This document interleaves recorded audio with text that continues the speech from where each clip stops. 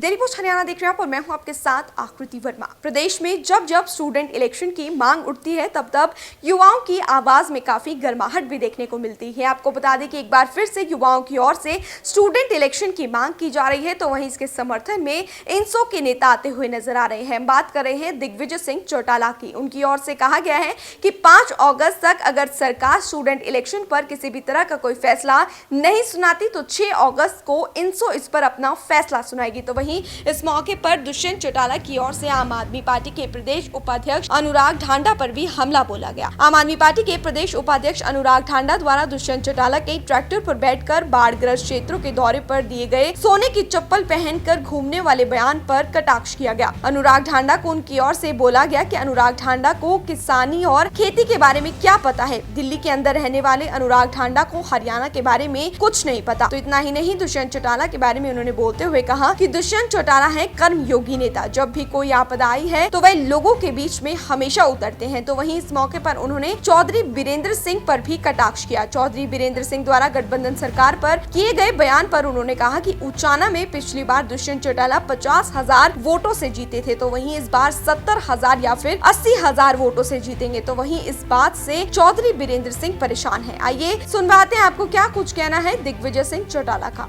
आज हमने इंसो की रेवाड़ी इकाई और यूनिवर्सिटी की इकाई की मीटिंग यहाँ यूनिवर्सिटी के सभागार में ली और बड़ा उत्साह, बड़ी उमंग यहाँ पे स्टूडेंट्स में थी।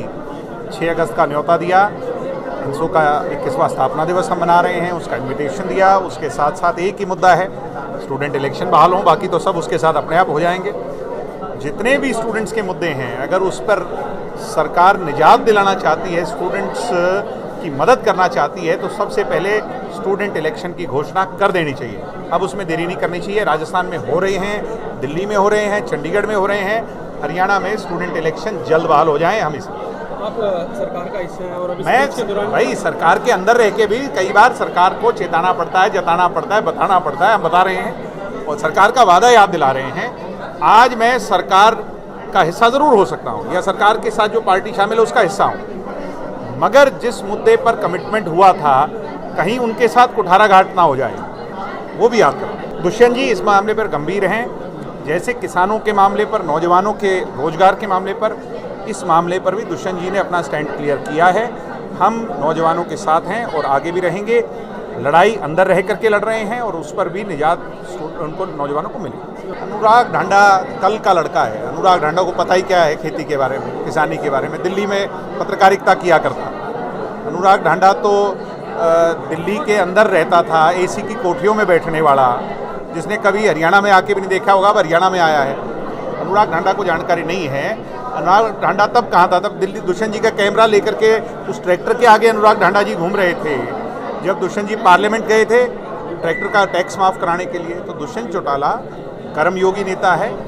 जब कहीं भी आपदा आई तो लोगों के बीच में, कोई राजनीति नहीं, हम अपना काम कर रहे हैं। दुष्यंत जी सरकार के अंदर प्रतिनिधि हैं, उप मुख्यमंत्री हैं।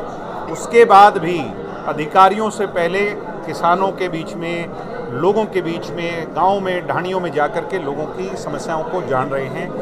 दुष्यंत जी अपना धर्म निभा रहे हैं। भाई अब उनको इस बात का दर्द है कि दुष्यंत जी पिछली बार 50,000 से जीते थे और इस बार ऐसा लगता है कि 70-80 हज़ार से जीतेंगे। उचाना में इतना उत्साह है तो परेशान होंगे।